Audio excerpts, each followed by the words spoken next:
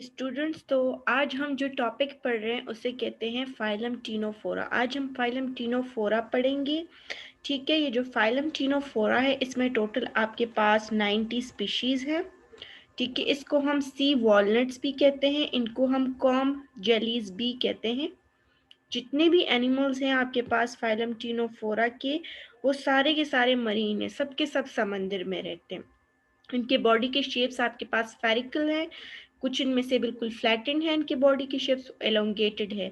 अब इनकी कैरेक्टरिस्टिक क्या है, क्या क्या खसूसियात होंगी आपके पास एनिमल्स में, क्या हम कहेंगे कि भाई ये टीनोफोरा के एनिमल्स हैं। सारे के सारे डिप्लोब्लास्टिक लेवल के ऑर्गेनाइजेशन होगी इनमें। डिप्लोब्लास्टिक ऑर्गेनाइजेशन मतलब कि एक्टोडर्म और एंडोडर्म से इनकी बॉडी बनी होगी, दो टिश्यूज से, एम्ब्रियोनिक टिश्यूज से इनकी बॉडी बनी होगी।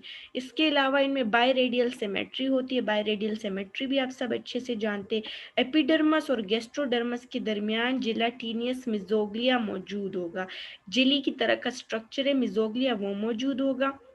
इसके अलावा इनमें गैस्ट्रोवस्कुलर कैविटी मौजूद है और इनका नर्वस सिस्टम बिल्कुल नर्व नेट की फॉर्म में है, जैसे कि हमने प्रीवियसली टॉपिक्स में डिस्कस किया है।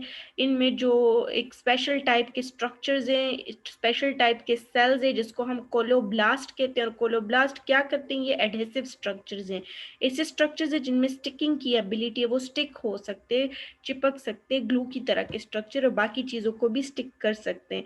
ठीक है, और अब इसमें हमारे पास 8 कॉम्ब रोज हैं। कॉम्ब रोज क्या, ऐसे रोज लाइक स्ट्रक्चर्स हैं जो बिल्कुल कंघी की तरह नजर आते हैं। कॉम्ब क्या होता है, हेयर ब्रश, कंघी। तो ये इस तरह के आपके पास स्ट्रक्चर होते हैं और उनसे सिलिया एराइज होती है। इस तरह के 8 स्ट्रक्चर्स इनमें मौजूद होते हैं। और सिलिया का काम क्या होता है, cilia is use for locomotion, तो ये भी लोकोमोशन करते हैं आपके पास। ठीक है, अब इसके बाद हम एक एग्जाम्पल पढ़ेंगे फाइलम टीनोफोरा की, एक एनिमल की, जिसका नाम है प्लूरोब्रांचिया। प्लूरोब्रांचिया जो एनिमल है ये आपके पास स्फेरिकल या ओवल शेप में होगा। इसके अलावा क्या है कि ये बिल्कुल ट्रांसपेरेंट कलर का होगा और इसका साइज कितना है, ये 2 सेंटीमीटर है डायमीटर में। अब इसकी जियोग्राफिकल डिस्ट्रीब्यूशन क्या है, तो ये आपके पास अटलांटिक और पैसिफिक ओशन के बिल्कुल ठंडे पानी में रहता है। ठीक है, और इसमें आपके पास 8 सिलियरी सर्फेसेस हैं, जो कि आपके पास कॉम्ब रोज हैं, वो 8 हैं इसमें। ठीक है, 8 स्ट्रक्चर्स इसमें मौजूद है। अब हम इसके स्ट्रक्चर को समझते हैं। यहाँ पे आपके पास एक सेंसिटिव स्ट्रक्चर है जो कि सेंसरी ऑर्गन लाइक एक्ट करता है, उसको हम कहते हैं स्टेटोसिस्ट। स्टेटोसिस्ट स्ट्रक्चर है, इसके नीचे आपके पास 2 एनल ओपनिंग्स हैं।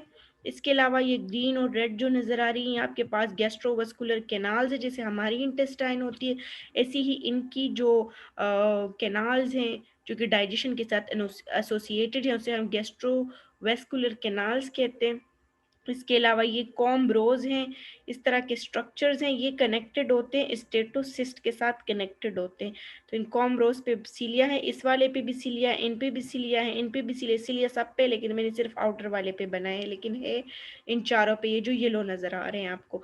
इसके अलावा आपको बीच में ये कैनाल नजर आ रही है, ये आपके पास गैस्ट्रोवस्कुलर कैनाल है। एक्चुअली ये गैस्ट्रोवस्कुलर कैनाल क्या करती है, ये बिल्कुल लाइक स्टमक की तरह का ऑर्गन है इनकी बॉडी में। फिर इनमें आपके पास टेंटिकल्स हैं, 2 साइड से निकले हुए हैं, और ये टेंटिकल जिस स्ट्रक्चर से निकले, ये स्ट्रक्चर आपके पास टेंटिकल शीट कहलाता है। अच्छा, अब ये जो आपके पास प्लूरोब्रांचिया है, इसके अंदर आपके पास खास किस्म के सेल्स है, कोलोब्लास्ट, जो कि एडहेसिव सेल्स है, कैप्चर करते हैं प्री को। इनमें डाइजेशन कैसे होती है कि इनके जो टेंटिकल्स हैं ना, उनमें कॉन्ट्रैक्शन की एबिलिटी है, वो कॉन्ट्रैक्ट हो जाते हैं और फूड को माउथ के करीब ले आते हैं। फूड माउथ के करीब आ जाता है तो फिर उसके बाद गैस्ट्रोवस्कुलर कैविटी में चला जाता है। गैस्ट्रोवस्कुलर सिस्टम कैनाल जो वो बिल्कुल ब्लाइंड है। ब्लाइंड का मतलब कि उसके बाद और कोई चीज़ नहीं, बस वहाँ पे सारी चीज़ें एंड हो जाती है। फिर 2 एनल ओपनिंग है इनमें, तो इसका मतलब क्या हुआ कि जो प्लूरोब्रांचिया है इसमें एनस प्रेजेंट है। इसके अलावा इनमें एक्सक्रीशन कैसे होती है, जो वेस्ट प्रोडक्ट है वो रिमूव होता है एनस के जरिए भी, और कुछ वेस्ट प्रोडक्ट आपके पास रिमूव होता है माउथ के जरिए भी। ठीक है। अब ये रिप्रोडक्शन कैसे करते हैं आपके पास जो प्लूरोब्रांचिया हैं, प्लूरोब्रांचिया मोनेशियस है। मोनेशियस का मतलब कि सेम ही एनिमल में आपके पास दोनों सेक्स ऑर्गन्स मौजूद है, टेस्टिस और ओवरीज दोनों गोनेड्स मौजूद है। तो इसमें भी दो बैंड की तरह के गोनेड्स मौजूद है, टेस्टिस और ओवरी गेस्ट्रोडर्मिस के अंदर। एक आपके पास स्पर्म प्रोड्यूस करेगा, दूसरा आपके पास ओवम प्रोड्यूस करेगा। फिर क्या होता है कि इनका जो माउथ है ना, माउथ से ये गेमीट्स को एक्सटर्नल एनवायरनमेंट में छोड़ देते हैं। और जो इनकी फर्टिलाइजेशन है वो एक्सटर्नल होती है। एक्सटर्नल फर्टिलाइजेशन मीन्स के बॉडी से आउटसाइड फर्टिलाइजेशन होती है। और फिर क्या होता है, फर्टिलाइजेशन के बाद क्या हो जाता है कि एक फ्लैटन शेप का लार्वा बन जाता है इनका, प्लूरोब्रांचिया का।